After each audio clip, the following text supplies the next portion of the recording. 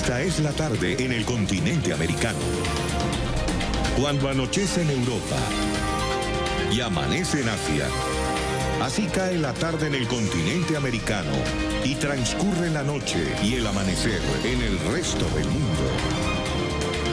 La tarde. ¿Qué tal? ¿Cómo están? Bienvenidos a la tarde de NTN 24. Gracias, como siempre, por su compañía, por su preferencia. Los invitamos a que se comuniquen a través de las cuentas de Twitter que ya conocen, @latarde, @NTN 24, mi cuenta personal, @Joely Ramírez. Vamos a comenzar con este recorrido por la información. El pulmón del mundo está amenazado por el fuego. En este momento vemos imágenes satelitales en directo que muestran la extensión de los incendios en la Amazonía brasileña. Más de 9,000 focos de incendios han sido detectados en la zona. Vemos algunos de ellos en color rojo sobre este mapa en el este de Brasil. Unas 1,200 hectáreas de selva han sido consumidas por las llamas que no han podido ser controladas desde hace 17 días. La Amazonía brasileña sigue ardiendo a velocidades récord. Más de 1,200 hectáreas han sido consumidas por unos 9,000 focos de incendios que no han podido ser controlados desde hace 3 semanas. Un día después de generar indignación por sugerir que las ONG podrían haber causado los incendios, el presidente Jair Bolsonaro insistió hoy en que las mayores sospechas recaen sobre ellas. Organizaciones no gubernamentales responsabilizaron al gobierno de esta tragedia ambiental. Es pleno día en la Amazonía brasileña, pero los rayos del sol difícilmente llegan a la superficie. El espeso humo gris causado por las intensas llamas ha oscurecido el día. La humareda se ha desplazado hacia la costa atlántica de Sudamérica, alcanzando la ciudad de Sao Paulo, donde el cielo llegó a oscurecerse también. En provincias amazónicas de Perú igualmente alertaron sobre la llegada de humo en áreas fronterizas con Brasil y Bolivia, donde asimismo se reportan incendios. Hoy el presidente brasileño, quien dijo no tener recursos para combatir las llamas, insistió en que las ONG críticas a su gobierno podrían estar detrás de la masiva conflagración. Pueden ser los agricultores, todos son sospechosos, pero la mayor sospecha recae en las ONG. Pero al ser preguntado por los periodistas reconoció con ironía que no tiene pruebas. Son los indios. ¿Quieren que culpe a los indios? ¿Quieren que culpe a los marcianos? Es, en mi opinión, una indicación muy fuerte de que estas ONG han perdido sus cabales. Es simple. Las ONG respondieron al presidente. Advirtieron que los incendios han sido provocados para aprovechar las tierras para minería o agricultura, sectores ampliamente promovidos por Bolsonaro. Una forma de desviar a atención. Es una forma de desviar la atención y el enfoque de cuál es el problema principal, y esa es la necesidad de fortalecer las acciones de control en la Amazonía como un medio para reducir la deforestación. Absurdo sin tamaño, con certeza las queimadas son consecuencias. Es un gran absurdo. Con certeza los incendios son consecuencia de una política de devastación ambiental, de apoyar al agronegocio, de ampliar las pasturas. Entonces la gente sabe que eso no es verdad, es mentira para distraer a los medios. Para distraer a mídia. Y mientras tanto, la indignación en redes sociales sigue al rojo vivo por la política ambiental de Bolsonaro. En el norte de Brasil salieron a marchar contra el gobierno en medio de una cumbre sobre calentamiento global en la ciudad de Salvador. En Ecuador, entre tanto, llamaron a protestas el viernes frente a la embajada brasileña en Quito para exigir que los incendios en la Amazonía sean detenidos cuanto antes. Este será tema de análisis más adelante en el programa. Ahora, a las 4 de la tarde, 5 minutos, vamos a avanzar por otros temas de la agenda informativa del día. La Interpol publicó hoy la circular roja para la captura de alias Jesús Santrich, el ex jefe de la guerrilla de las FARC. Seuxis Pausias Hernández Solarte es buscado en 190 países por cargos de concierto para delinquir, agravado y tráfico, fabricación o porte de estupefacientes. Santrich se encuentra prófugo de la justicia colombiana y es solicitado por una corte en Estados Unidos por el delito de narcotráfico. Esta tarde nos acompaña Jairo Libreros, analista permanente de NTN 24. Como siempre, un gusto tenerte con nosotros. Bienvenido. Joely, muy buenas tardes. Todavía no sabemos dónde está, pero ¿dónde podría estar? Porque recuerdo un tuit del expresidente Andrés Pastrana, donde publicaba la fotografía de un avión diciendo que llevaban un avión de Maduro diciendo que llevaban a Cuba a Santrich y a Iván Márquez. Así es, esa información que en su momento generó mucha polémica, todo indica que estaba confirmada hoy. El general Nicasio Martínez, el comandante de las fuerzas militares, en una entrevista en un medio colega nuestro, tuvo la oportunidad de afirmar que sí existía información de inteligencia clara, precisa, contundente de la permanencia del señor Santrich en Venezuela, y existía también información que ellos habían recopilado con base en sus actividades de inteligencia sobre un viaje muy seguramente realizado a la isla de Cuba de la mano con Iván Márquez, y que de ese viaje pasó unos días en Cuba y ya regresó a Venezuela. Por lo menos las fuentes de inteligencia confirman que ese viaje sí ocurrió y que en estos momentos está nuevamente en Venezuela. ¿Y en esos viajes qué margen de operación tiene la Interpol? En esos viajes no tiene el más mínimo margen de acción. Hay que tener en cuenta que cuando esté en Venezuela difícilmente la administración del dictador Maduro va a disponer que sus unidades de policía o los servicios de inteligencia adelanten cualquier actividad para capturarlo y ponerlo a disposición de las autoridades internacionales o de manera particular de las autoridades colombianas para deportarlo o extraditarlo. En ese punto es muy difícil que ocurra. En su viaje a Cuba partimos de dos presupuestos. En primer lugar, que es un viaje clandestino y que muy seguramente, aprovechando bandera diplomática, buscan garantizar que este caballero y su situación se mantenga en el tiempo, que no tenga la más mínima posibilidad de ser capturado. En Cuba igualmente, porque es un viaje clandestino y duró aparentemente, según afirmaciones de inteligencia, 1 o 2 días. Yo creo que mientras que exista esa orden de Interpol de captura internacional bajo las manos de Maduro, no se va a concretar. ¿Y qué se puede esperar de la reunión de este ex líder guerrillero con Nicolás Maduro, con otros líderes guerrilleros que están en Venezuela, con líderes incluso de los cárteles del narcotráfico y con los líderes de Cuba? Yoli, no se puede esperar nada bueno. Hay que tener en cuenta que el perfil de Santrich, además de su pasado relacionado con actividades insurgentes como integrante y como negociador de las FARC en La Habana frente a la administración Santos para lo que se conoció como el Acuerdo de Paz del Teatro Colón, pues ese perfil yo creo que en estos momentos puede ser interesante desde el punto de vista anecdótico, pero la realidad del señor Santrich hoy día es que es buscado por narcotráfico, tiene vínculos, así se ha dejado entrever por diferentes autoridades con sectores del narcotráfico y con carteles internacionales de bandera mexicana, o por lo menos que tienen sede en México. Él es un narcotraficante y yo creo que ese viaje a Cuba difícilmente podía girar en torno de actividades políticas o de buscar un mecanismo que le permitiera entregarse a la justicia. Eso es lo más preocupante, es muy delicado, porque estamos hablando de alguien que fue guerrillero, que se sometió a las reglas del Estado colombiano, que es prófugo de la justicia, tiene orden de captura internacional y es un narcotraficante. Nada bueno se puede esperar. ¿Y qué puede ser desde allá para el proceso de implementación de los acuerdos de paz? Pues fíjate que ese es un tema que se discute mucho. Hasta hace muy poco, cuando se dio la controversia por las 2 o 3 capturas a las cuales se sometió, luego queda en libertad por una orden de la Corte Suprema. Es más, se posesiona en su condición de representante de la Cámara, se decía que la presencia de Santrich en el Congreso de la República y ese tire de afloje entre las autoridades o entre diversas organizaciones de las autoridades judiciales perjudicaba mucho por el gran ruido que hacía la implementación del proceso de paz y en cierta medida la legitimidad, especialmente de la Jurisdicción Especial para la Paz. Pero si uno hace un análisis retrospectivo de las últimas 3 semanas aproximadamente, yo creo que ese ruido terminó por quedar escondido y en cierta medida... ¿Limitado, aislado? Aislado, y yo creo que eso beneficia la implementación, no creo que la afecte. Es más, en cierta medida, si se llega a concretar esa captura y es extraditado directamente a Estados Unidos, creo que sería la mejor opción, porque no afectaría el país, no habría mayores niveles de discusión, no existiría ese problema. Muy seguramente voces, no aisladas, pero importantes, saldrían a decir que es una prueba de las falencias de la arquitectura jurídica que se acordó en el Teatro Colón, de los problemas que debe afrontar y retos particulares, particularmente la JEP como la jurisdicción encargada del juzgamiento del comportamiento delictivo de diferentes personas vinculadas directamente al conflicto armado. Pero en estos momentos yo creo que la afectación es cero.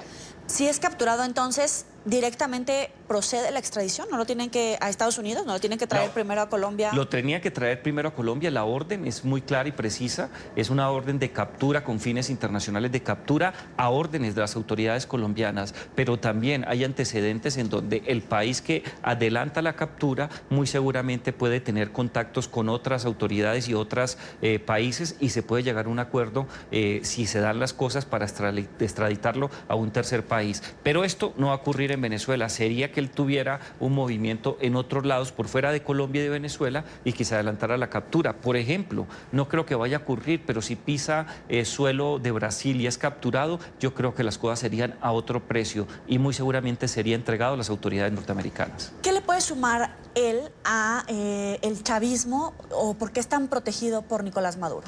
Porque Nicolás Maduro en cierta medida considera que quizás él puede ser un seguro para adelantar un proceso de negociación con Colombia, puede ser un as debajo de la manga ante una situación crítica como la que se vive, especialmente después del 7 de agosto del año pasado, cuando Iván Duque asumió la conducción de los destinos de Colombia y es el inquilino de la Casa de Nariño. Yo creo que él puede tener una estrategia bastante perversa y muy peligrosa, porque en cualquier momento le puede dar la espalda, él es un dictador, le puede dar la espalda a esas disidencias de las FARC que tienen antecedentes de narcotráfico y de terrorismo. Su pasado político ya no existe y no se te haga raro que lo capture y busque negociar un acercamiento entre el Palacio de Miraflores y la Casa de Nariño y termine entregándolo. Y para el poderío del ELN, de las disidencias de las FARC, él estando en territorio venezolano, ¿qué tanta movilidad tiene para seguir ejecutando estos hilos en esas zonas fronterizas entre Colombia y Venezuela? Tiene total libertad de acción. No existe la más mínima posibilidad, a menos que el dictador Maduro tome la decisión de ser capturado, de ser limitada a sus reuniones o que no goce de ciertos privilegios como, entre comillas, un consentido de la dictadura. Mientras que esa situación se mantenga, él va a tener plena libertad. El gran inconveniente o la pregunta que deberán resolver los servicios de inteligencia de Colombia y de otras banderas es cuáles son las actividades de narcotráfico que está preparando y si está involucrado con algunos miembros, porque así se dice en diferentes diarios internacionales, contactos que tiene con el ELN para adelantar actividades terroristas que comprometan no solamente la soberanía de Colombia, sino la vida y la integridad de muchos colombianos ubicados en ese sector de la zona fronteriza con Venezuela, o si están planeando una actividad terrorista de mayor calado, como ocurrió en el mes de enero de este año, cuando pusieron un dispositivo y una bomba en la Escuela de Formación de Cadetes General Santander de la Policía Nacional. Es una alerta que podría activarse ya en el gobierno colombiano. Yo creo que el gobierno colombiano, después de ese acto terrorista, tiene prendidas todas las actividades de inteligencia y contrainteligencia. Muy seguramente se puede presentar a los ojos de los tomadores de decisiones de seguridad nacional la necesidad de fortalecer la información para evitar que se repita una situación crítica como esa. Ahora, seguimos en Colombia. La Corte Suprema de Justicia citó a indagatoria al expresidente Álvaro Uribe por presuntos delitos de fraude procesal y sobornos a testigos. La diligencia va a tener lugar el próximo 8 de octubre en Bogotá. Jairo, quiero continuar con esta entrevista contigo. Es un hecho inédito, sin precedentes, que un expresidente... En Colombia sí. Es inédito desde el punto de vista del llamamiento indagatoria de la Corte Suprema de Justicia a un presidente o a un expresidente. Es inédito. ¿Cuál es el peso? El hecho de que estemos en esta situación, ¿de qué justicia en Colombia se nos está hablando? Yo creo que es inédito y es importante porque demuestra que existen niveles de independencia en la rama judicial y particularmente en la Sala Penal de la Corte Suprema de Justicia, que es la autoridad competente para adelantar esta investigación, llamar indagatoria, resolver la situación jurídica del expresidente Álvaro Uribe Vélez. Algunos analistas consideran, particularmente quienes están vinculados directamente con las actividades del ejercicio profesional del derecho, que puede existir la posibilidad de resolver la situación jurídica con una medida de aseguramiento, lo cual conlleva inmediatamente cárcel y adelantar el proceso. Desde ese punto de vista, yo creo que demuestra la independencia de la Sala Penal, la valentía que tienen unos magistrados, no solamente de confirmar las labores de indagación que diferentes magistrados que ya se encuentran por fuera de la institución realizaron durante el último año, y ese llamamiento yo creo creo que es un mensaje importante para la sociedad. Sin lugar a dudas, hay otro sector que está dispuesto a defender a toda costa, porque así lo han dicho, la integridad del expresidente Álvaro Uribe Vélez, y esto va a generar unos mayores niveles de polarización, creo que va a generar un enfrentamiento. En ningún caso creo que vaya a llegar a situaciones en donde se vaya a encender el país. Yo creo que Colombia está lejos de que eso ocurra, pero fíjate... Pero en redes sociales ese movimiento, esa preocupación sigue siendo tendencia. Es muy importante esta polarización, este debate, este encrispamiento que existe. Yo creo que hay un debate muy fuerte y el país está polarizado, y sin duda el llamamiento a indagatoria y la eventual orden de captura en el momento en que se defina su situación jurídica va a generar una polémica gigantesca en Colombia, pero que eso se traduzca en actos de violencia en las calles de Colombia, yo creo que estamos muy lejos para eso. Pero fíjate algo, que se haya ido Santrich le quitó ruido a la discusión. Este tema va a generar mucho ruido y va a ser muy difícil, porque muchos sectores no interesados en la paz, pero tampoco en la estabilidad del país, van a tratar de comparar una posible o eventual captura, si es que se llega a dar, si se cumplen los requisitos eminentemente probatorios del senador Álvaro Uribe, frente a la impunidad que goza hasta el momento Jesús Santrich. Ese tipo de comparaciones son muy polémicas, son muy difíciles de manejar. Pero ¿cómo es posible que se comparen? Tratemos de explicarle al auditorio que no necesariamente está empapado de la vida colombiana. ¿Cómo se puede comparar el pasado criminal de un exguerrillero con el pasado y las investigaciones en curso contra un expresidente? No se puede comparar porque son situaciones completamente distintas, no solamente en Colombia, América Latina, especialmente en la década de los 90 y quizás en la primera década de este tercer milenio, se adelantaron diferentes actividades relacionadas con la aplicación de la justicia transicional en el Cono Sur, especialmente después de la salida de las dictaduras que durante la época de la seguridad nacional se consolidaron como regímenes autoritarios, o en Centroamérica, después de la firma de los acuerdos de paz, particularmente lo que ocurrió en Guatemala y en El Salvador en 1992 y en 1996 en Guatemala, en donde ciertos mecanismos de justicia transicional buscaban garantizar que algunos exguerrilleros tuvieran la oportunidad de entrar directamente a la política. Pero cuando comparamos eso, que es un mecanismo excepcional, con investigaciones que son eminentemente ordinarias por la Comisión de Delitos Ordinarios, pero de delitos ordinarios, no se pueden comparar. Ahí está la habilidad de ciertos sectores que buscan polarizar al país, comparar la situación del expresidente Álvaro Uribe con la situación de un señor como Jesús Santrich. Sin lugar a dudas, los delitos por los cuales son investigados quienes firmaron la paz e hicieron parte de las FARC son delitos de lesa humanidad, crímenes de guerra, son situaciones excepcionales que tienen un peso muy fuerte, pero ellos negociaron un acuerdo de paz, en teoría se quisieron someter a la justicia, y si el señor Santrich es capturado, muy seguramente va a terminar extraditado en Estados Unidos por cuenta de la solicitud de una autoridad en temas relacionados con narcotráfico. Son situaciones diferentes. Los delitos de Álvaro Uribe por los cuales son investigados no son delitos menores, pero no tienen la cuantía, ni la importancia, ni el impacto social de lo que cometieron otras personas. Pero son también claves los movimientos que pueda hacer el presidente Iván Duque. Yo creo que el presidente Duque tiene margen de acción, pero él ha demostrado, no solamente en el último año como presidente, sino por su trayectoria como congresista y como consultor internacional, que es un hombre que respeta la democracia, la división de poderes, y está convencido del impacto que tiene el respeto al Estado de Derecho. Él puede hablar, él puede decir, pero no creo que se vaya a meter, y lo ha demostrado que no tiene el más mínimo interés en interferir con la administración de justicia. Ahora, Jairo, el incendio en la Amazonía es una alarma mundial, tanto por el que alertan ecologistas como por las acusaciones en lo político. Sobre el tema se pronunció el presidente de Colombia a través de Twitter. El mandatario escribió lo que tienen en pantalla: la tragedia ambiental en el Amazonas no tiene fronteras y debe llamar la atención de todos. Desde el gobierno nacional ofrecemos a los países hermanos nuestro apoyo para trabajar conjuntamente en un propósito que nos urge: proteger el pulmón del mundo. Estratégico.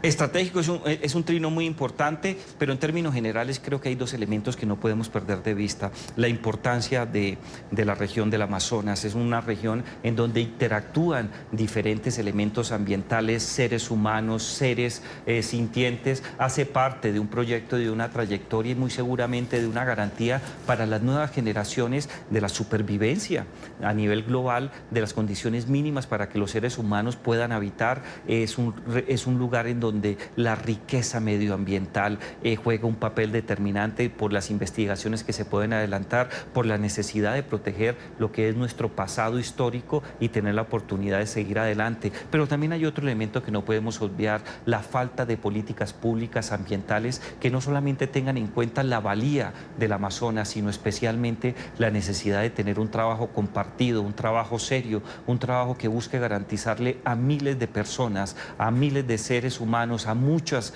otros seres que tienen la oportunidad de mantener y coexistir de la mano, garantizando la supervivencia del planeta Tierra. Yo creo que los efectos del cambio climático, la falta de atención de esas políticas públicas, en estos momentos estamos viendo sus resultados. En Brasil hay unas críticas muy fuertes al presidente Bolsonaro, pero centrarlas solamente en él cuando va a cumplir un año en el gobierno, creo que no es suficiente para explicarlo. Yo creo que los países sudamericanos que tienen la principal responsabilidad en la garantía del Amazonas tienen responsabilidades muy grandes por la falta de compromiso en materia de política pública. Hay muchas críticas a la política flexible del presidente Bolsonaro por la explotación minera, la explotación de la Amazonia. Y la deforestación, ¿no? Claro, la deforestación. Si hiciéramos un ejercicio de comparación con la política, la legislación colombiana respecto a la explotación de mantos acuíferos, la protección del medio ambiente, de los recursos naturales,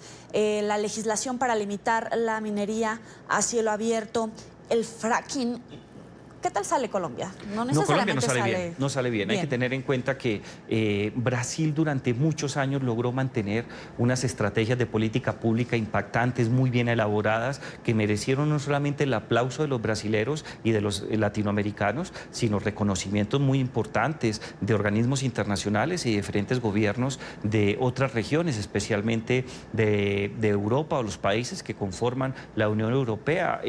Nos acompañó hasta hace muy pocos minutos Marina Silva, la reconocida exministra del Medio Ambiente de Brasil, candidata presidencial, una mujer que logró demostrar la valía política, económica y la sostenibilidad de unas políticas públicas que busquen garantizar que el medio ambiente tenga un lugar prioritario al momento de tomar decisiones. Si la comparamos con Colombia, yo creo que Colombia todavía está, no digamos años luz, pero muy lejos de tener una legislación y unas políticas locales y nacionales tan contundentes como las que hay en estos momentos en Brasil. ¿Y a nivel regional? Yo creo que Brasil tiene no solamente un liderazgo especial, aun cuando está en una situación crítica, pero existen muchos otros países. Si uno mira lo que fue el proceso de reforma constitucional en Ecuador y en Bolivia, sin duda las constituciones verdes y elementos de protección de la tierra y de lo que implica la protección de la tierra, esos dos países tienen unas ventajas muy importantes. En los últimos años también Guatemala ha adelantado un proceso muy importante para proteger a las comunidades campesinas, afrodescendientes, locales, que tienen asiento en lugares en donde la vitalidad del medio ambiente demanda mayor atención. Pero Bolivia y Ecuador creo que tienen actividades de política pública que están por encima del estándar regional. ¿Hay alguna manera, alguna receta, si no mágica, ya avanzada, para lograr que existan proyectos de inversión y de desarrollo, por ejemplo, puntualmente de la zona de Amazonía, pero que complementen todos los acuerdos internacionales para combatir el cambio climático, frenar el calentamiento global, etcétera? Voluntad política. Está demostrado con lo que ha ocurrido en las últimas décadas que si los mandatarios, los jefes de Estado de diferentes países, no solamente los que tienen intereses territoriales directos en el Amazonas, sino otras grandes potencias que son responsables del calentamiento global, tienen un compromiso, voluntad política para disminuir este tipo de actividades y garantizar que el planeta Tierra tenga mejores condiciones para manejar situaciones críticas, las cosas pueden cambiar. Lamentablemente, algunos países, y menciono uno que creo que es determinante, Estados Unidos, no creen que el cambio climático sea obra del ser humano y están pocos interesados en eso. Un nivel de consenso, de voluntad política para sacar adelante los temas ambientales no lo hemos logrado en las últimas décadas. China tiene responsabilidades, India.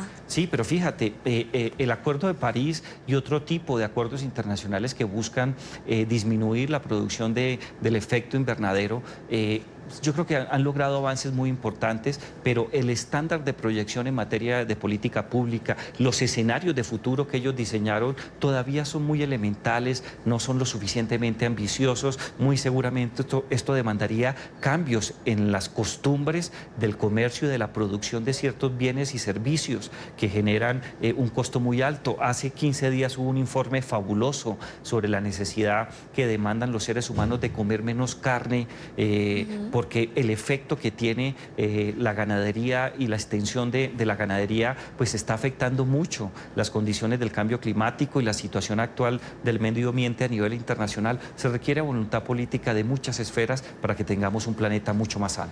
Es Jairo Libreros, analista permanente de NTN 24, dándonos las claves de las noticias a nivel internacional aquí en Colombia. Muchas gracias por explicarnos. Joely, es un gusto siempre estar contigo. Gracias. Y vamos a seguir con el tema de los incendios en la Amazonía. Las imágenes de la tragedia son impactantes, muestran el inmenso daño que sufre el más grande pulmón del planeta por los numerosos focos que, sumados a las altas temperaturas, amenazan aún más esta zona.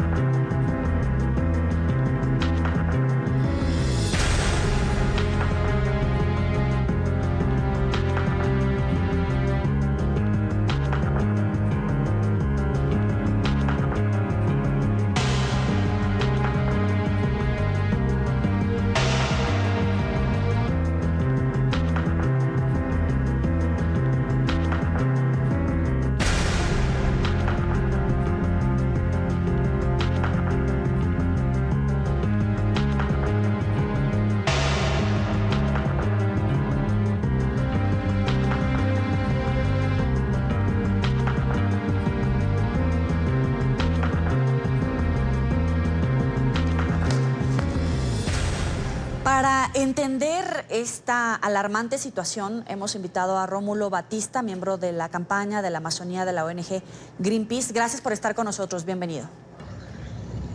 Gracias por el convite.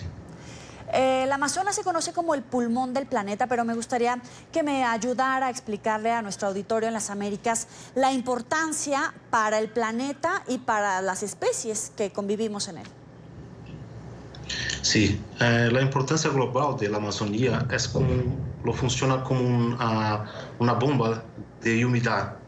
Lo lleva agua para la atmósfera, billones de litros, mil millones de litros de agua todos los días, y lo ayuda a regular la temperatura global.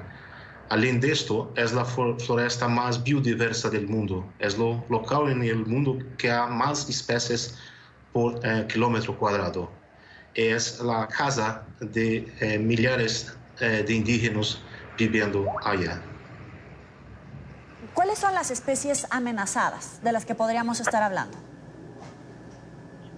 Acá hay muchísimas especies amenazadas. Hay el jaguar, el boto. Hay muchísimas especies que nosotros no conocemos y que ya lo perdemos. Recientemente hay una especie de mono que ha sido nombrada por cuenta de una tribu indígena. Es un mono que hay el nombre científico mundurucú, pero ya está amenazada porque el área de su vida está casi totalmente destruida por la deforestación y por el fuego. Ahora expliquemos cómo se afectan los recursos naturales y la cadena que se rompe, los servicios ambientales que se ven afectados a partir de estos incendios. Sí, lo que acontece es que si atingimos lo que lo llamamos de punto de no vuelta en la Amazonía, esto empieza a se transformar en una sabana. Lo va a quebrar todos los ciclos. Lo primero que va a sufrir es la agricultura brasileña, porque la Amazonía produce la lluvia que cae en centro y en sudeste de Brasil, que son las regiones que hay más agricultura. Si nosotros pensamos en el clima global, a haber un calentamiento, porque la Amazonía es un gran estoque de carbón. Eso lo quema, lo emite esto, y esto hace que el efecto veraneo es mucho, mucho peor. Que exista una especie que de alguna manera regula un equilibrio entre el resto de las especies, o que falte esta y de repente haya una epidemia de otras especies, eso también rompe un equilibrio en el ecosistema, porque pueden comerse todos los recursos naturales, pueden romper una cadena alimenticia entre los animales y también con los seres humanos. ¿Cómo explicarnos esto a la gente? Sí, pienso que hoy en día, hablando de Amazonía, de la especie invasora, como lo llamamos, peor es el gado, porque para hacer la creación del gado están tallando la Amazonía. Hoy, 65% de toda la Amazonía brasileña que ha sido tallada, fue hecho para hacer la ganadería en la Amazonía brasileña. Ahora, los árboles de la región amazónica producen alrededor de 20% de la cantidad total de oxígeno que hay en la atmósfera, lo que les convierte en piezas claves para frenar el cambio climático y los efectos devastadores del calentamiento global. ¿Cómo explicarnos esto? Esto es porque lo que acontece es que todas las árboles que están en la Amazonía lo retiran agua del suelo y lo bombean para la atmósfera cuando realizan la fotosíntesis. La fotosíntesis es la producción de oxígeno hecho por las plantas. Y con esta agua que lo cambia del suelo para la atmósfera, lo ayuda en contener o regular el clima en todo el globo. ¿Y cuánto puede tardar la recuperación de la densidad de la vegetación en esta zona? Porque lleva 3 semanas sin control, cada vez son más grandes estos incendios y cada vez hay más en un periodo de anualidad. Pero ¿cuánto tiempo se puede tardar en recuperar? Y es que si de verdad se puede recuperar. Sí, es muy difícil recuperar la floresta una vez que ha quemado o una vez que ha tallado, porque lo demora muchísimos años, 20, 30, a veces 50 años para se recuperar totalmente. Lo que tenemos que hacer es cerrar la deforestación de la Amazonía y de todos los otros ambientes naturales. Esto es la mejor contribución que Brasil y otros países de la Amazonía pueden hacer para conter el cambio climático. Le agradezco a Rómulo Batista, miembro de la campaña de la Amazonía de la ONG Greenpeace, por estar con nosotros aquí en la tarde. Gracias. Avanzamos a otros temas cuando son las 5:33 en la costa este de los Estados Unidos. Es noticia España, donde las autoridades de Gran Canaria confirmaron que el incendio que azotó la isla desde el sábado pasado fue controlado. Hoy el presidente en funciones del gobierno español, Pedro Sánchez, visitó la zona para constatar personalmente los daños ocasionados en las 9.200 hectáreas afectadas. Este es un informe de Marcelo Moncayo desde Madrid. Hola, ¿qué tal? Saludos para ustedes en la tarde, amigos televidentes. Las autoridades ya declararon como controlado al incendio que afectó a la isla de Gran Canaria desde el sábado pasado. En total se quemaron 9.200 hectáreas y este día el presidente del gobierno, Pedro Sánchez, recorrió la zona. Luego de 5 días en que las llamas llegaron a superar los 50 metros de altura, el incendio que afectó a la isla de Gran Canaria fue declarado como estabilizado. Seguirá todavía en nivel 2, pues podría activarse en cualquier momento.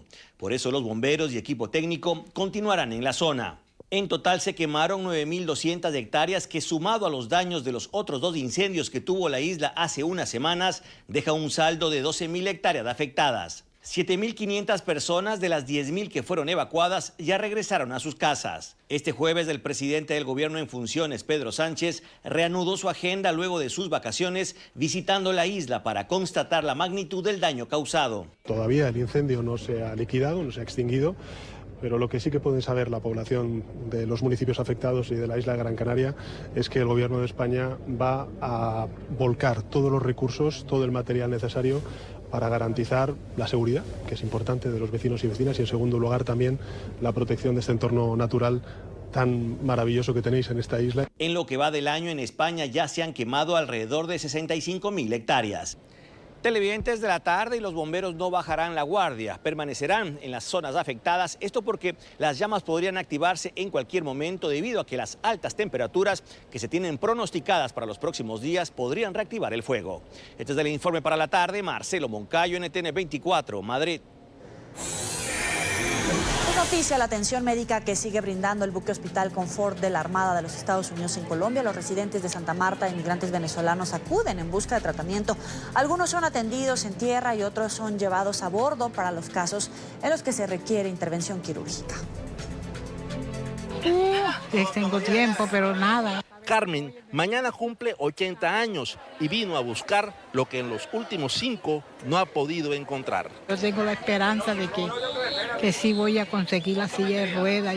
Para llegar hasta este punto de atención en tierra, tuvo que prestar un caminador y dinero para el taxi. Yo vine hoy acá con 10.000 pesos nada más. Ahora no sé cómo me vaya a ir. Como ella, cientos de colombianos y venezolanos ven esta atención como una esperanza. No importa el tiempo que tengan que esperar y las dificultades que tengan que superar, como sol y altas temperaturas. No importa, lo que importa es que los médicos nos atiendan, porque esto ha sido un esfuerzo que hemos hecho y vale la pena pues que el médico nos atienda. Cada día las filas son más largas y las solicitudes de atención más numerosas. El único requisito es una inscripción previa. Debe estar previamente inscrito y se hizo una convocatoria la cual fue filtrada por la Secretaría de Salud. Solo en casos que el paciente requiera una cirugía, será atendido en uno de los 12 quirófanos que tiene el buque hospital Confort de la Armada de los Estados Unidos, el más grande que existe de este tipo. Es noticia el operativo policial en un colegio de Chile tras una amenaza de un exalumno armado. Carabineros llegaron al plantel Aconcagua en Quilpué luego de que se difundieran por redes sociales imágenes de un ex estudiante con una pistola y a quien no se le ve el rostro, informando que asistiría este jueves a la institución para asesinar a disparos a una coordinadora.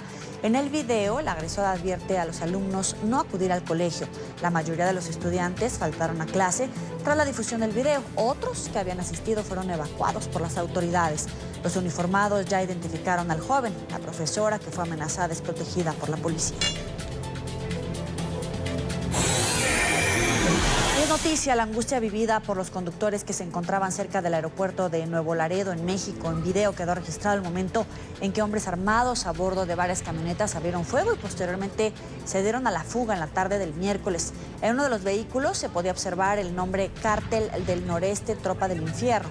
En las imágenes se puede ver cómo una mujer se protege afuera de su vehículo mientras reza. Las autoridades reportaron que 3 agentes fueron heridos y afirmaron una hora después del incidente que la situación estaba bajo control. El presidente Donald Trump lanza un dardo más contra su blanco favorito. La población inmigrante de los Estados Unidos ahora anticipa que emitirá una orden ejecutiva para cambiar la Constitución y negar la ciudadanía automática a los hijos de extranjeros que hayan nacido en el país. Alejandro Rincón tiene toda la información. Adelante, Alejandro. Hola, feliz tarde de jueves para todos. No es la primera vez que el presidente Trump hace esta propuesta. El pasado octubre ya había insinuado su intención de modificar por la vía de la orden ejecutiva la enmienda número 14 de la Constitución del país, con el objetivo de bloquear el acceso a la ciudadanía de los Estados Unidos de los hijos de inmigrantes que hayan nacido en la Unión Americana. En los siguientes términos, el presidente reflotó el tema desde la Casa Blanca. Vean. Estamos examinando eso muy seriamente. Ciudadanía por derecho de nacimiento, donde usted tiene un bebé en nuestra tierra, cruza la frontera, tiene un bebé, felicitaciones. El bebé es ahora ciudadano de los Estados Unidos. Lo estamos analizando muy seriamente. Expertos en materia migratoria consultados por NTN 24 anticipan que este tipo de movimiento podría representar una crisis constitucional para el país. Además, temen que esta idea pone una carga de dinamita sobre uno de los argumentos centrales bajo los cuales se fundó Estados Unidos como país y con el cual se reunificó después de la Guerra Civil de 1868. Es precisamente por esa razón que advierten que en esta oportunidad Trump no podrá salirse con la suya. No hay una corte federal en este país que permitiría que la enmienda 14 fuera modificada por una orden ejecutiva. Todas las cortes federales van a hacer su trabajo y van a poner por encima siempre la Constitución. Ese es el juramento que toman todos los jueces y no es algo que esté en debate. Nunca ha pasado y yo creo que no hay un riesgo verdadero de que esto prosperara en ninguna parte del país. Por ahora, el presidente Trump no ha dado pasos adicionales en este campo. Sin embargo, esta idea se inscribe dentro de la presente saga de ideas anti-inmigrantes que ha promovido el republicano en el transcurso de los últimos días. Es todo lo que tenemos para ustedes por ahora. Continúen con más en la tarde. Gracias, Alejandro. 6 de cada 10 estadounidenses están en desacuerdo con la gestión de Donald Trump. 62% de los entrevistados para el sondeo publicado por el Centro de Investigaciones de Asuntos Públicos de Associated Press rechazó principalmente la postura del mandatario en temas como migración, atención médica, política exterior y armas. Sin embargo, aunque las cifras podrían parecer malas para un mandatario que busca la reelección, la aprobación de Trump nunca ha sido superior a 42% desde que asumió el cargo, según las encuestas divulgadas por esa división de estudios de opinión pública. Y en las últimas horas, en California, fue detenido el jefe de cocina de un hotel que pertenece a una reconocida cadena. El hombre es acusado de planear un tiroteo masivo en su lugar de trabajo. El sospechoso fue identificado como Rodolfo Montoya, tiene 37 años y en su residencia los agentes encontraron armas de fuego de alta potencia, cajas de munición, equipo táctico y rifles de asalto. Según los investigadores, el chef estaba molesto por algunos recientes incidentes laborales. El sospechoso Montoya tenía planes claros, la intención y los medios para llevar a cabo un acto de violencia que podría haber resultado en un incidente de muertes masivas.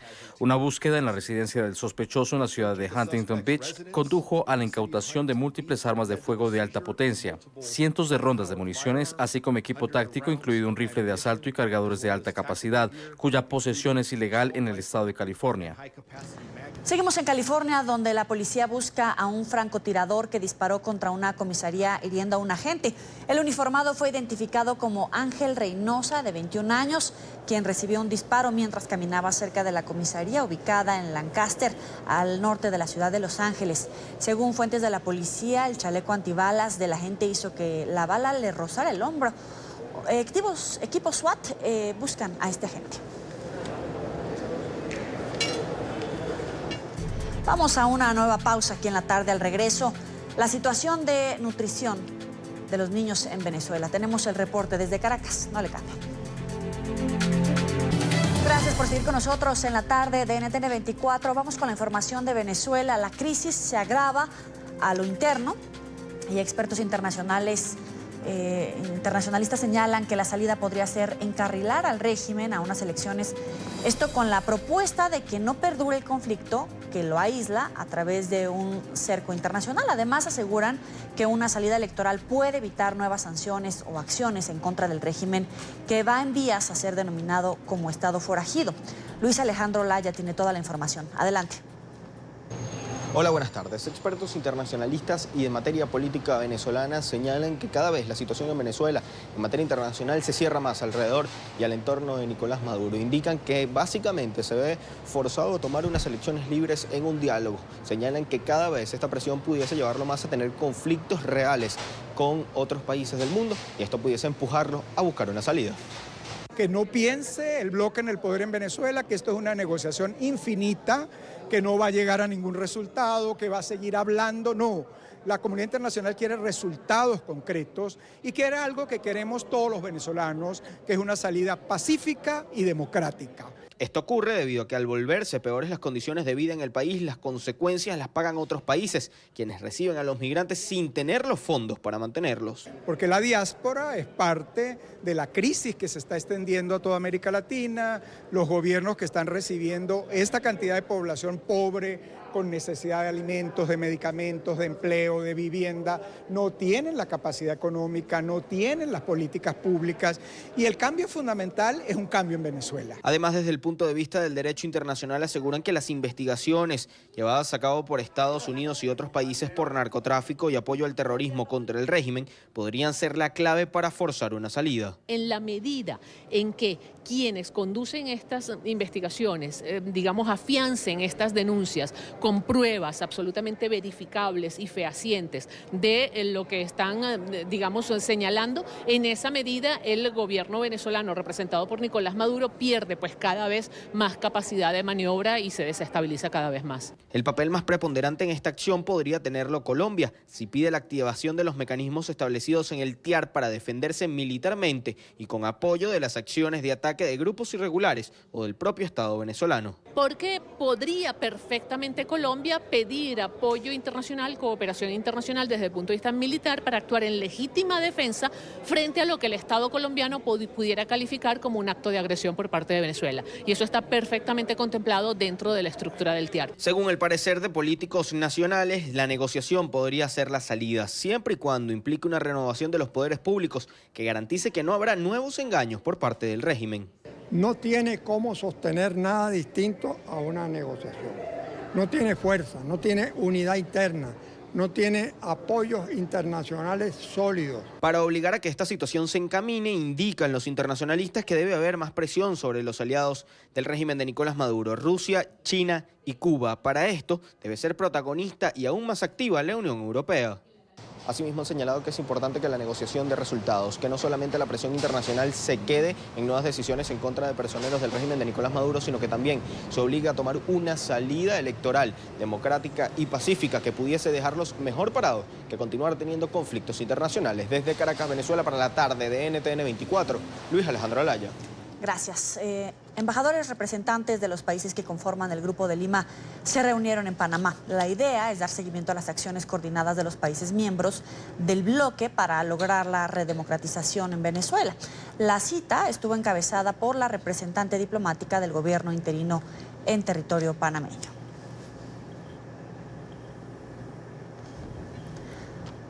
Dándole continuidad a esta reunión, está con nosotros precisamente Fabiola Savars, embajadora de Venezuela en Panamá. Gracias por estar con nosotros. Bienvenida. Muchísimas gracias, Joely, por el contacto. ¿Qué temas abordaron, embajadora? Principalmente, como lo mencionaste, estamos trabajando como bloque y nos fortalecemos y nos unimos como embajadores del Grupo de Lima. Y nuestro principal trabajo y foco es siempre el cese de usurpación y ayudar en esta crisis humanitaria que vive Venezuela. Desde aquí estuvimos mencionando todo lo que fue y analizando el informe de Bachelet y también la crisis humanitaria que viven nuestros venezolanos en el territorio panameño. Y de la mano de estos países amigos, fortaleciendo acciones que ayuden y contribuyan a aliviar toda esta crisis humanitaria del pueblo venezolano. ¿Cómo evalúan justamente este informe de Michelle Bachelet? Precisamente lo que más afecta a estos venezolanos aquí en el territorio panameño y a todos los venezolanos que estamos fuera de las fronteras de Venezuela es la violación a nuestro derecho a la identidad, que a partir de ahí definitivamente todos los demás derechos son vulnerados porque no tenemos derecho después a la salud, al trabajo, a estar legales y regularizados en los países que queremos llegar a ayudar y aportar y hacer unos venezolanos de bien para transformar ese granito de arena y retribuir un poco a todos estos países que tantos nos han ayudado. A partir de este informe de la Alta Comisionada para los Derechos Humanos, ¿cuál es el siguiente paso? ¿Cómo elevar a otro nivel vinculatorio todo este tipo de denuncias que hace Bachelet? Nosotros aquí en Panamá y fortaleciéndolo en esta reunión, nos hemos planteado, nosotros tenemos aquí un Museo de la Libertad que fue inaugurado y que tuvimos precisamente la presencia de Michelle Bachelet en este Museo de la Libertad. Desde aquí estamos organizando una serie de foros con personalidades que han sido icónicas en todo lo que ha sido esta violación de derechos humanos para poder extender esta voz desde aquí, desde Panamá, centro de lo que es las Américas y que sabemos que es un centro logístico y que la voz se oye en el mundo, como siempre decimos desde Panamá, el corazón del mundo, para que sea escuchado todo lo que son estos casos que tanto impactan y de primera mano con algunas personas como Iván Simonovic y otras personas que prontamente tendremos aquí desde el Museo de la Libertad, que lo vamos a prestar como plataforma, y qué mejor para poder hablar precisamente de la violación de los derechos humanos en Venezuela. Ahora, abordaron en esta reunión este anuncio que hizo el gobierno de Donald Trump de que está sosteniendo charlas con Diosdado Cabello. Tú bien lo dices, normalmente son tópicos que siempre traemos a la mesa para compartir opiniones de los diferentes embajadores. Son recientes informaciones que llegan y somos muy respetuosos siempre de las opiniones que emiten las diferentes personas, pero nosotros estamos claros y seguimos guiados por todo lo que es nuestro presidente encargado de Venezuela, Juan Guaidó, y estas conversaciones son en realidad dirigidos y guiados principalmente por la presidencia. Pero a ustedes, ¿qué les parecería si lo abordaron en su conjunto? Le pregunto, ¿Diosdado es un interlocutor válido para lograr esa transición pacífica en Venezuela? Realmente en Venezuela existen varios interlocutores y definitivamente eso es algo que lo están manejando muy de cerca y hay un equipo clasificado y muy bien escogido con pinza de la mano de nuestro presidente encargado de Venezuela, Juan Guaidó. Así que esos interlocutores y los avances en estas conversaciones, en estas negociaciones, que vamos a estar claros, todas van por el mismo camino. Es de qué forma se quieren ir de Venezuela. Y más pronto que tarde, porque estamos seguros que esa Venezuela libre ya está aquí. Claro, incluso el presidente encargado, Juan Guaidó, decía que él sabía de estas charlas, pero hemos conocido en diferentes reportes de prensa que el madurismo, en este diálogo que mantiene con el gobierno de Juan Guaidó, auspiciado por el gobierno de Noruega, se está evaluando si se realiza una convocatoria a elecciones con Maduro en el poder o con un candidato del madurismo, que en este caso incluso podría llegar a ser el propio Diosdado Cabello. Para el Grupo de Lima, ¿este sería una opción? La opción del Grupo de Lima es la misma ruta que siempre hemos encaminado con nuestro presidente encargado de Venezuela, Juan Guaidó: el cese de usurpación, gobierno de transición y elecciones libres.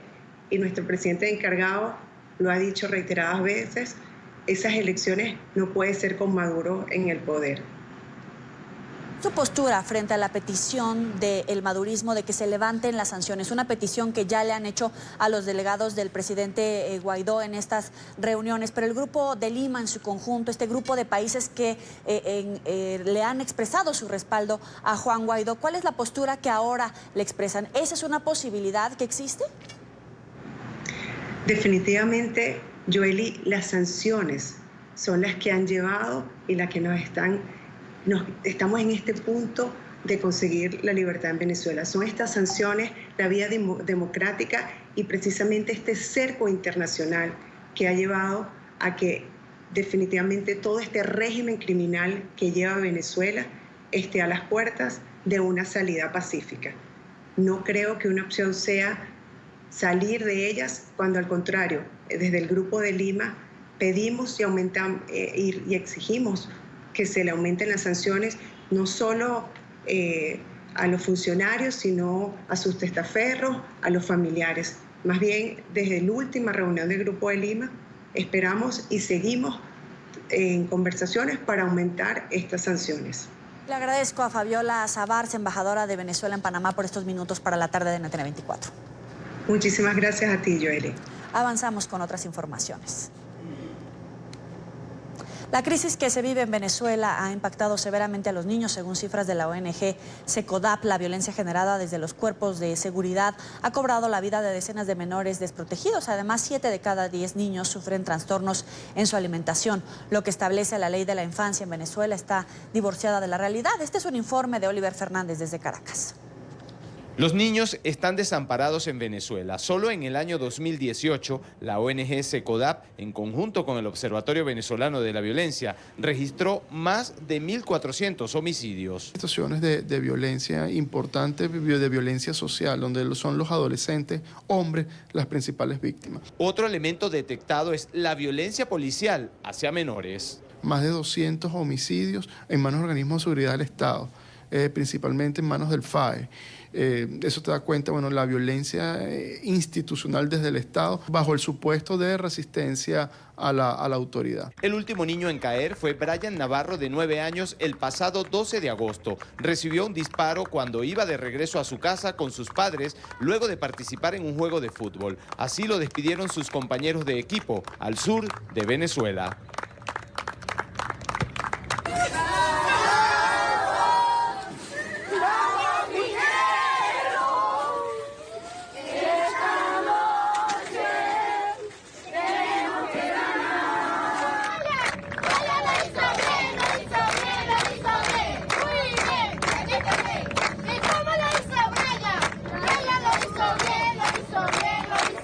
Cuando no hay recursos en la familia, los niños y adolescentes se enfrentan a esta dura realidad, la calle. Abandonan el colegio y en algunos casos hurgan en la basura para alimentarse. Desperdicio la basura ahí. Con un pedacito de pan o un pedacito de broma ahí, lo que sea, un pedacito de arepa. Como que cualquier cosa que consigamos ahí así no lo comemos, que te da bueno. Pero si está bien no lo comemos, si no tenemos que aguantar hasta que salga algo. Cuando hay hambre uno no, lo que sea. La migración también los ha afectado. Según SECODAP, 846.000 niños dejados atrás, padres que se van en busca de recursos para mantenerlos desde afuera. Genera un desmembramiento de la familia, genera en el niño un duelo migratorio, genera una situación de profunda tristeza, no solo para el niño que se queda, sino también para el adulto que se va. Quienes desean irse porque no encuentran futuro en Venezuela y llevarse a sus hijos, tampoco lo tienen fácil. El derecho a la identidad se extinguió. El pasaporte de él me costó 2 años para solicitarlo, para que me lo entregaran. Ahorita me están cobrando $850 para sacar el mío, que se me está por vencer. O sea, no tengo derecho a mi identidad. Los niños en Venezuela ya no juegan a ser doctor, bombero o abogado. Juegan a la crisis. Los juegos que teníamos nosotros ya no existen, ya los niños juegan a bachaquerismo, juegan es que están vendiendo cosas, ya no hay Navidad porque los niños ya no tienen eso, o sea, eso que nosotros conocimos de la otra Venezuela, ya no existe. Representantes de la organización no gubernamental SECODAP apuestan por un cambio en el sistema de gobierno. De lo contrario, consideran que el futuro del país está comprometido. Es la información que manejamos desde Caracas. Continúen con más de la tarde de NTN 24.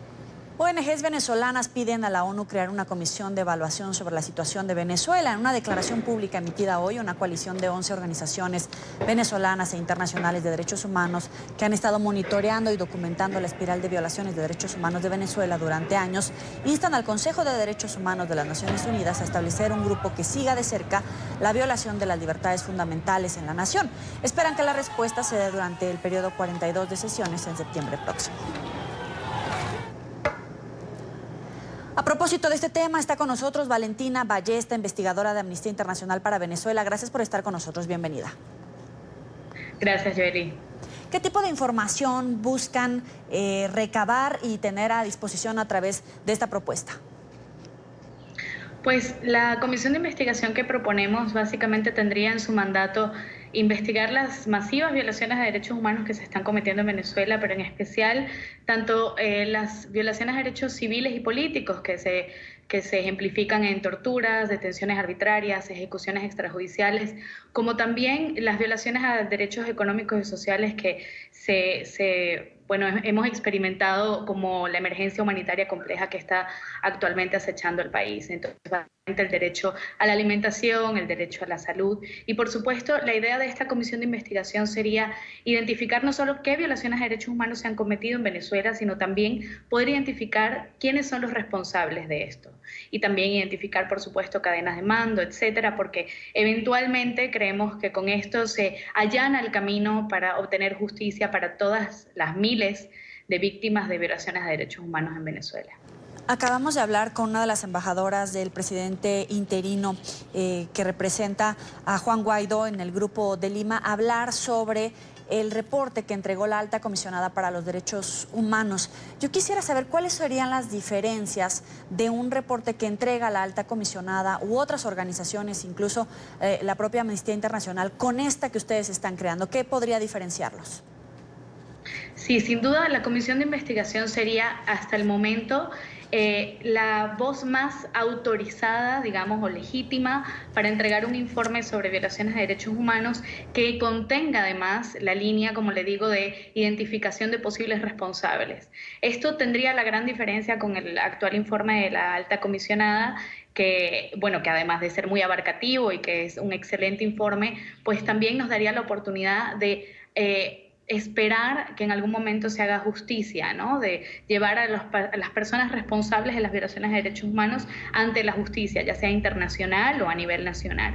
Entonces, realmente no consideramos que en este momento el establecimiento de una comisión de investigación sería absolutamente compatible con la labor que llevamos a cabo las organizaciones internacionales, las organizaciones a nivel local también, y por supuesto con el mandato de monitoreo que debe continuar por parte de la alta comisionada de derechos humanos sobre el país. Ese informe Además, que entregó no sí, cuenta con el nombre de los ejecutores de estas violaciones y estas cadenas de mando, ¿o no hay ninguna organización que entregue esta información puntual sobre presuntos responsables y cadena de mando para ejecutar la ley?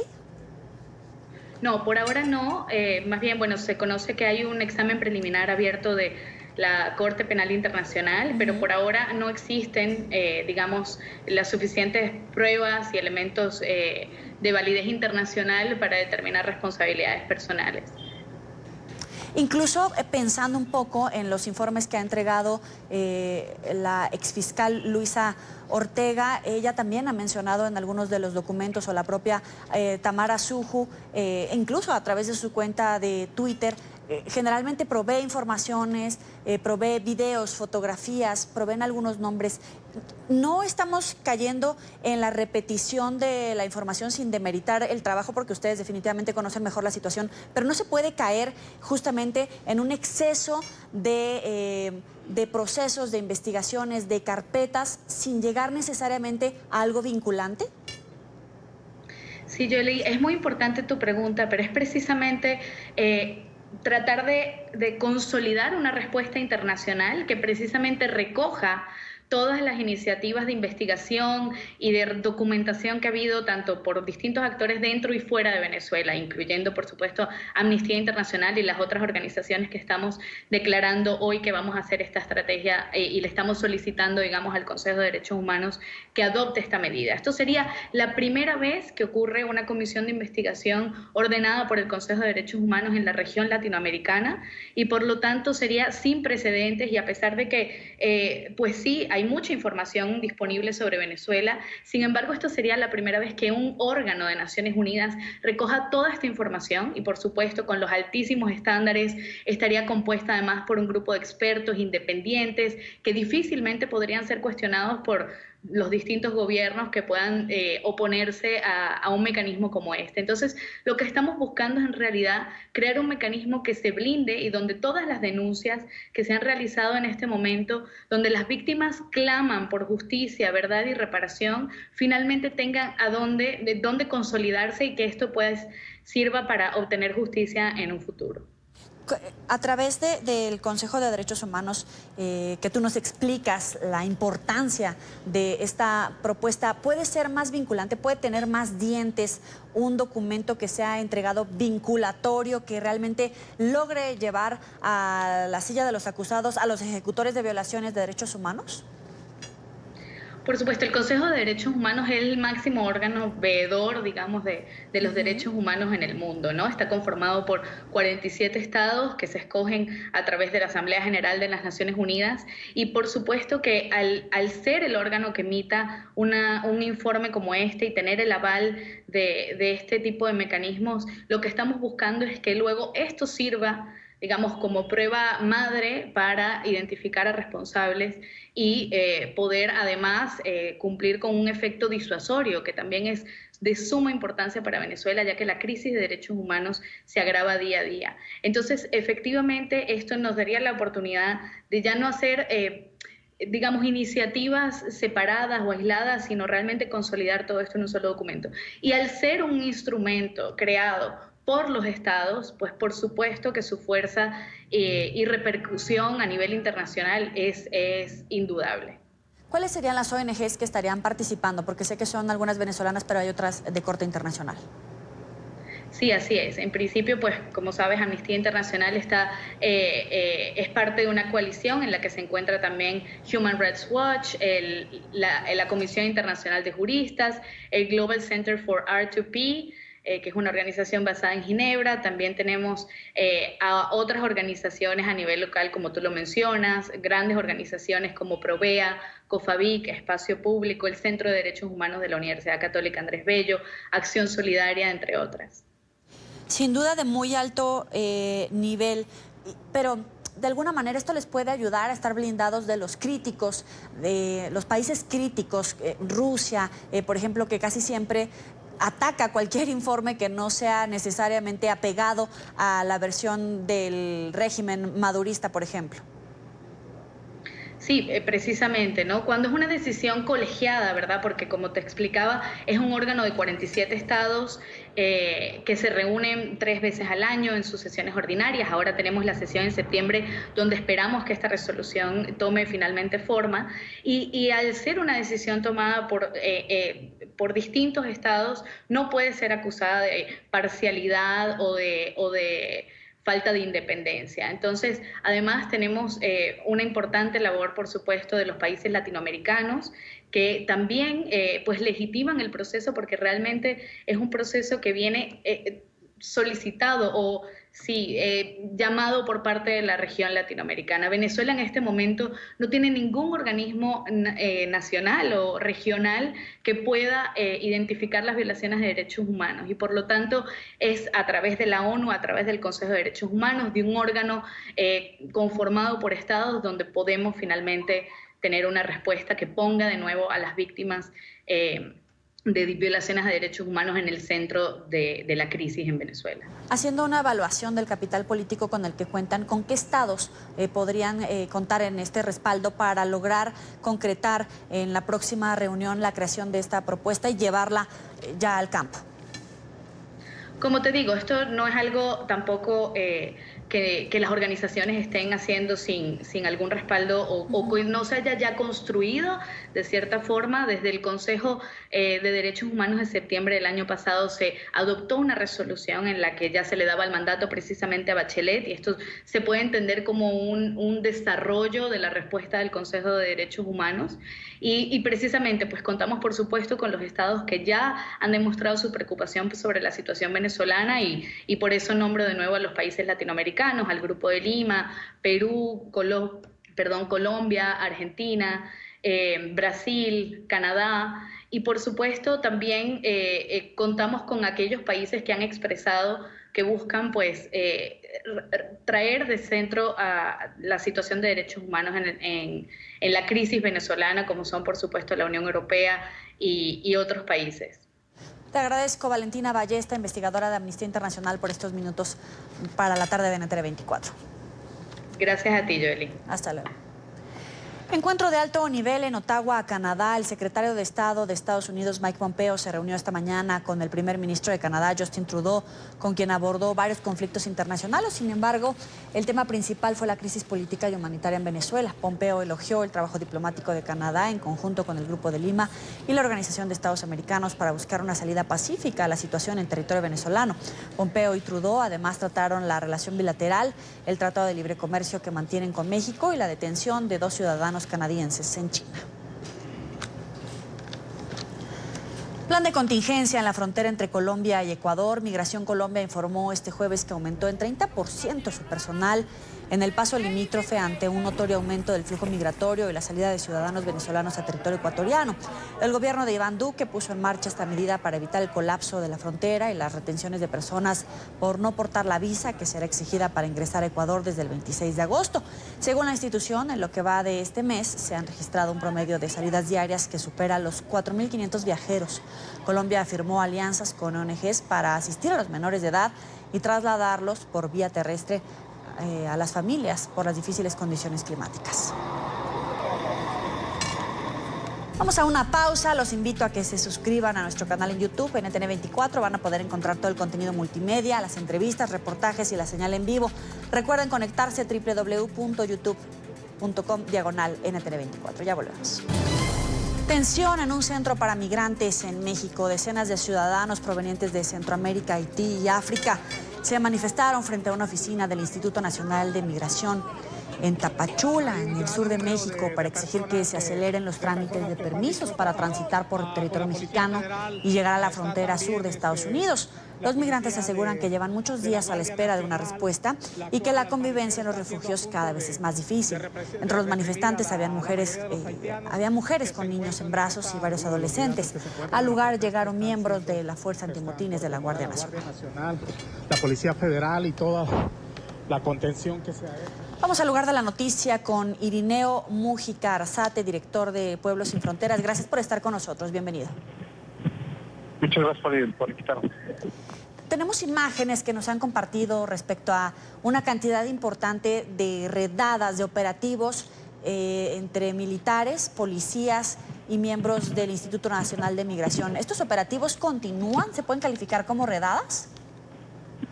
Sí, definitivamente son operativos redadas que hacen en los trenes, que hacen en las ciudades de Tapachula, en diferentes partes de la República se están llevando a cabo esas redadas.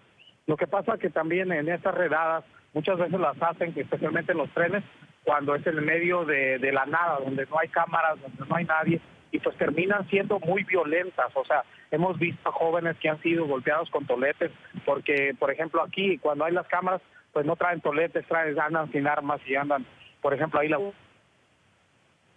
de Tapachulos que no traen armas, más sin embargo la violencia sí es muy fuerte.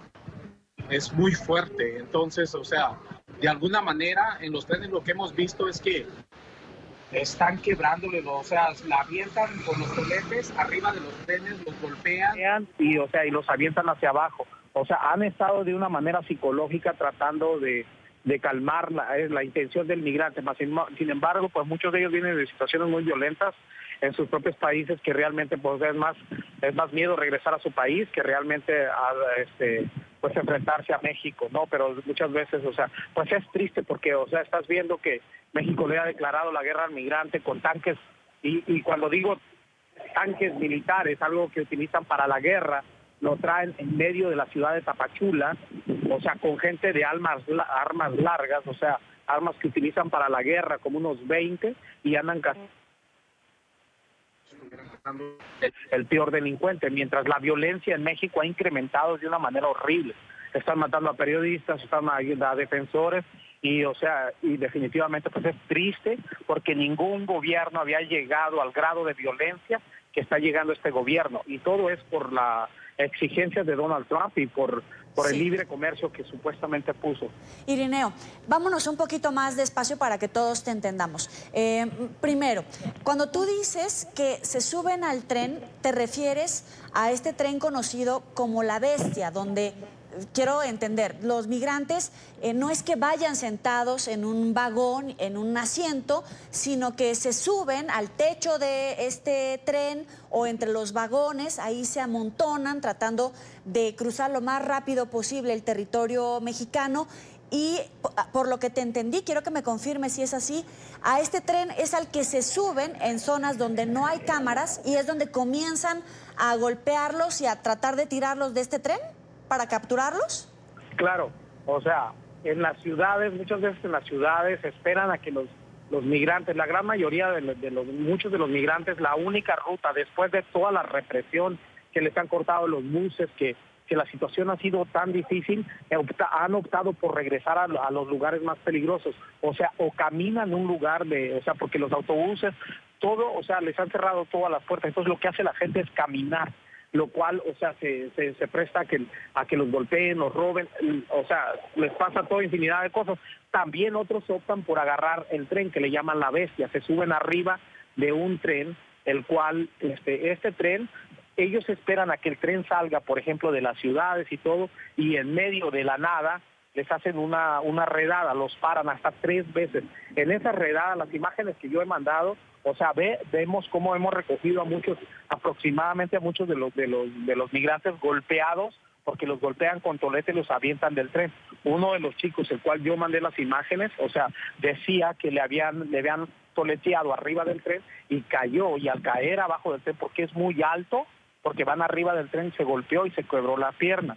Ahora, vinimos, o sea, hemos estado recorriendo toda la ruta del migrante y vinimos aquí a Tapachula y vimos las mismas redadas con armas largas, o sea, alrededor del centro del pueblo. Ustedes se imaginan todos esos niños que andan, porque la gran mayoría de las mujeres que se han quedado y niños se quedan en estas ciudades que se llaman ciudades caras, las cuales se mantiene toda la mayoría de los migrantes en estas zonas porque ellos no pueden subir a los trenes o porque algunos se arriesgan, casi no. La gran mayoría optan porque está tan difícil por quedarse y tratar la única solución que les da un asilo, el cual la Comar está colapsada, no pueden, o sea, realmente acceder a esa situación. Y toda la intención de esto no es que de eso, es la contención. Y en esa contención, o sea, se ponen hasta 3 filas en la Comar para tratar de pedir este documento que realmente pues es ficticio porque no les da nada. Y a los africanos tampoco, llevan 6 meses y 1 año, Vas perfecto con esta explicación que nos estás dando porque ya nos podemos imaginar cómo son los operativos. Ahora, ¿agarran por igual? Es decir, si ven una mujer, si ven un niño, ¿los bajan utilizando la violencia? ¿O si son familias, los separan? ¿O qué es lo que han encontrado ustedes? Mire, o sea, ustedes, yo he mandado, no sé si ustedes tienen las imágenes, donde aquí enfrente de cámara, o sea, agarran a las mujeres y las están de las greñas, las golpean. Está una mujer que acaba de perder su bebé de 3 meses, tenía 3 meses, está sangrando, la tienen afuera del Instituto Nacional de Migración y no hacen nada. Tuvieron horas, estuve horas y horas y horas hasta que se hizo y al último no vi qué le pasó, pero estuve casi 3 horas viéndola afuera, ella sangrando y nunca la atendieron. No les interesa. Ahora, he visto a las otras mujeres cómo las agarran del pelo, cómo los niños arriba, entre todos, las agarran y las avientan para afuera. Es horrible, o sea, nunca pensé que... Me duele a mí porque tengo tantos años en México haciendo esta situación y a veces, o sea, me duele ver cómo le han declarado la guerra, o sea, al migrante y realmente están haciendo lo que Donald Trump exactamente quería. Donald Trump les ha dicho no solo contener la migración con violencia. Y, o sea, eso es lo triste, que tengamos que participar en algo que realmente, o sea, los mexicanos no aprobamos. Pero parece que Obrador va a fallarle a todo mundo, porque está todo mundo diciéndole que está mal. Naciones Unidas, todo el mundo dice que está mal. Mas, sin embargo, o sea, Obrador prefiere fallarle a todo mundo menos a Donald Trump. Ha apostado realmente por entregar y no confrontarlo en nada. Irineo, no confrontarlo en nada. De los videos que nos has compartido, vemos, por ejemplo, una gran cantidad de hombres y mujeres apostados afuera de ciertas instalaciones, gritando algunas consignas, enfrentándose con policías, con gente armada. ¿De qué nacionalidades son? ¿Nada más son centroamericanos o ya también se ha extendido a africanos, haitianos, cubanos? No sé, ¿de qué nacionalidades han detectado ustedes que antes no pasaba en territorio mexicano? Mira, ahorita, o sea, la verdad es que este gobierno incentivó la migración con el doble discurso, diciendo que las puertas estaban abiertas. Después se vino toda esta situación en cual estamos viendo gente, o sea, en lugares donde, por ejemplo, no habíamos visto, tal vez como africanos de todo el mundo estamos viendo, pero especialmente las personas que están en esta situación ahorita en el siglo XXI, los que están protestando son los africanos, porque a ellos les están negando el permiso, a todos les niegan el permiso, no les dan asilo. Entonces, ¿qué pasa? Si no les dan asilo y no los pueden deportar, quedan atorados o en estas ciudades cárceles que le digo, 6 meses, 8 meses, no tienen salida. Entonces, esa es la desesperación de los africanos, que no hay salida por medio de Comar, que realmente la Comar está diseñada para negar los asilos, no para darlos. O sea, te ponen en una de estas de botella la cual que por tu desesperación o me quedo a esperar esta esperanza que es nula, o me voy en el tren que probablemente me van a golpear y probablemente pues le van a hacer daño a mi hijo y todo. Entonces lo que hace la gente opta por quedarse aquí, pero lo que apuesta el gobierno es que se regresen estas personas, o sea, hacerle la vida imposible. Los africanos, aunque quieran, no pueden regresar a su continente. Entonces, porque tampoco, como no son personas regulares, no podrían regresarse. ¿Qué optan? Pues, o sea, por estar aquí en esta ciudad. O sea, yo no tengo más que, por ejemplo, estoy en el centro de la ciudad y no tengo más que darme la vuelta y ver, o sea, ver que aquí donde venimos a comer, pues hay gente africana afuera de lugares donde han rentado. Pero realmente, o sea, lo más triste es que este gobierno no se ha hecho responsable por de alguna manera hacerse responsable de todo el desastre que se ha hecho con la migración, por incentivarla, porque aparte de que la migración está difícil en todo el mundo, también este gobierno es culpable de haberla incentivado, por no haber tenido una política clara de migración donde decía, vengan, tenemos México de puertas abiertas, y ahora que Donald Trump supuestamente les ha puesto que aranceles, o sea, están completamente, o sea, haciendo todo lo que Donald Trump les diga, o sea, que desde un principio, o sea, han fallado en esta situación de la migración, y los únicos que sufren, porque el número de personas que se ha migrado son las mujeres y los niños, que ha incentivado un tipo de migración que es aún más vulnerable, la cual no estamos impuestos en México y no se ha hecho responsable en ciudades como Tapachula, donde la gente es la que tiene a veces que darle un plato de comida Claro, hacia eso iba, Irineo. ¿Qué lidiar con esta situación? ¿Cómo están reaccionando los mexicanos? Porque sabemos que tú nos estás hablando de unos migrantes que van apenas hacia la frontera sur de los Estados Unidos, pero también hay información de que el gobierno mexicano está deportando desde la frontera norte a muchos migrantes hasta la frontera sur. Es decir, están los que llegan apenas por Centroamérica y los que deportan desde el norte. ¿Cómo está reaccionando la gente de esta zona, de Tapachula, cuando ven una cantidad de migrantes que no necesariamente alcanzan a tener un albergue donde dormir, donde no tienen dónde hacer sus necesidades, donde no tienen que comer, no tienen trabajo? Y lo peor es que esto va para meses. ¿Cómo están reaccionando los mexicanos?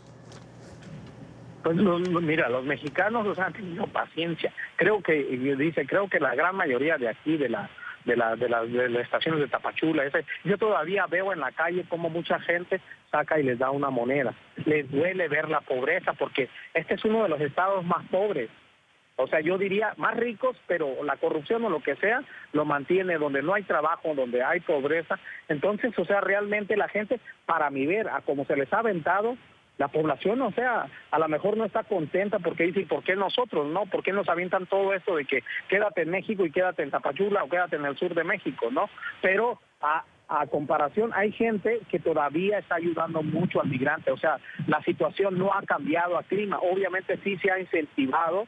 Cuando tú ves a un policía, a un convoy militar detrás de migrantes, yendo a tus calles, cuando no lo hacen ni con los mexicanos, solo para el narcotráfico, y andan persiguiendo migrantes, obviamente, ¿cuál es el mensaje?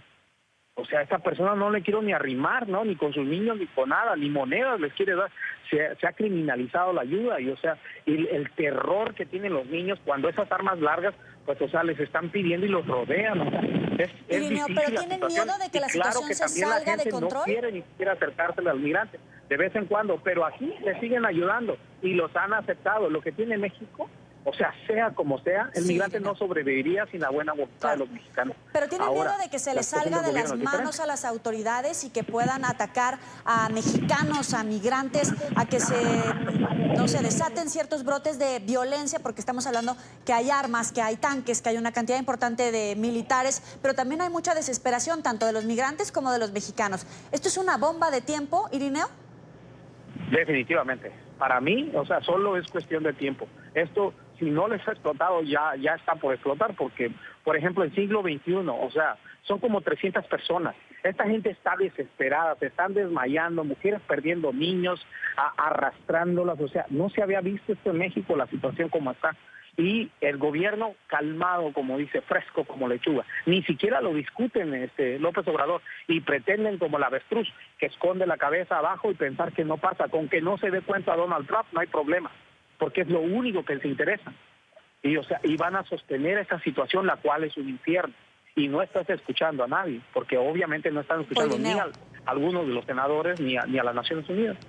Es Irineo Mujica Arzate, director de Pueblos Sin Fronteras. Gracias por estar con nosotros. Muy buena tarde para ti. Vamos a otra información. Fue inaugurado en Honduras el primer encuentro empresarial mesoamericano. La cita previa a la reunión de presidentes de la región centroamericana de mañana ha reunido en San Pedro Sula a más de 400 empresarios. Además, a esta hora termina también la reunión de cancilleres. Nuestro enviado especial a Honduras, Gustavo Alegret, director periodístico de NTN 24 en Estados Unidos, tiene toda la información. Adelante, Gustavo. Saludos, muy buenas tardes. Más de 400 empresarios, la mayoría de ellos hondureños, pero también del resto de la región mesoamericana, se han dado cita en esta cumbre empresarial en el que a lo largo de diversos paneles, algunos de ellos moderados por el mismo presidente de Honduras, ha buscado abrir esas oportunidades pensando en la logística, en el transporte y en el emprendimiento empresarial. Estamos todos los empresarios, actores importantes de la cadena logística y estamos teniendo todos los ministros, toda la gente que ha sido invitada con excelentes aportaciones. Se está deseando fortalecer toda la región centroamericana, integrarla comercialmente hablando y en otros aspectos también. Entonces es muy importante para nosotros el proyectar el comercio, el proyectar la economía centroamericana. Trascendental para el país en estos procesos de desarrollo especialmente que andamos buscando, los procesos de evaluar y de dialogar sobre temas de fortalecimiento a la democracia y a la institucionalidad del país, y en este instante pues en el tema empresarial para la promoción de inversiones y nuevos proyectos. Este encuentro empresarial es previo a la reunión política que se va a producir mañana, en el que delegaciones de 10 países se van a dar cita. Hay que anotar que no vienen muchos presidentes. De hecho, tenemos constancia solo de 2 y no hay confirmación oficial. Danilo Medina, de República Dominicana, y Jimmy Morales, presidente de Guatemala, que está de salida. El resto han ido delegando poco a poco en sus respectivos cancilleres o ministros de Relaciones Exteriores, incluso en algunos casos un nivel inferior. ¿Pierde interés esta cumbre para los países? Esto es lo que nos decían algunos de los cancilleres que sí participan. Es un mecanismo de diálogo y concertación que ha demostrado su eficacia a lo largo de los años. Es un mecanismo concreto, focalizado, que apunta hacia prácticas que faciliten el desarrollo de los países miembros. Es un esfuerzo de cooperación entre México y Colombia para trabajar con estos países, para ayudar a hacer la energía más económica, para hacer las inversiones más fáciles y para ayudar a desarrollar los países en general. Son las vías de entendimiento, de comunicación social y económica y los proyectos de ayuda entre los países miembros de este organismo. Y es que a pesar del esfuerzo que estos cancilleres le ponen a subrayar la importancia de la cumbre, a ninguno se le escapa los problemas que tiene Juan Orlando Hernández con la justicia estadounidense. Y fuera de micro, le ponen como posibilidad que muchos presidentes no quieran aparecer en la foto. Esta noche se producirá la recepción oficial y mañana ese encuentro de primer nivel en el que la mayoría de las delegaciones estarán representadas por segundas filas, por cancilleres y no presidentes, como era de esperar. Desde San Pedro Sula, en Honduras, Gustavo Alegret para NTN 24. Gracias, Gustavo. Vamos a una pausa, ya volvemos con nuestro jueves de Ciencia, Salud y Tecnología. No le cambie.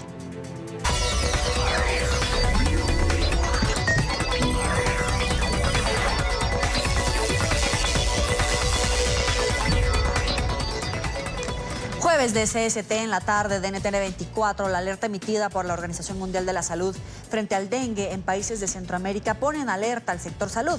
Una epidemia que ha tomado fuerza en países como Nicaragua presenta una alarmante cifra de personas contagiadas.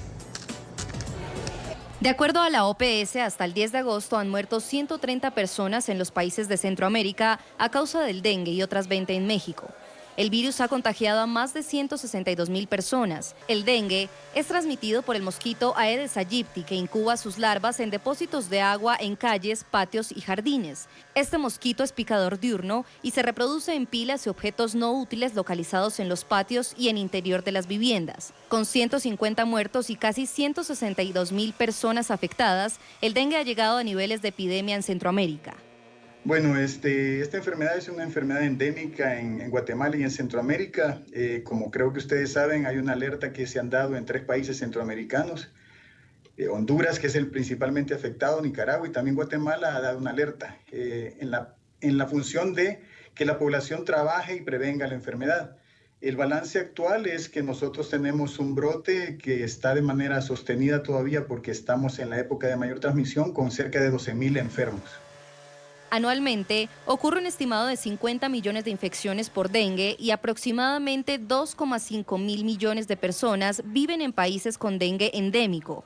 Los expertos aseguran que es importante mantener los cuidados adecuados frente a este contagio. Las cifras de personas que han perdido la vida por causa de dengue encendió las alarmas en el sector de la salud de Guatemala.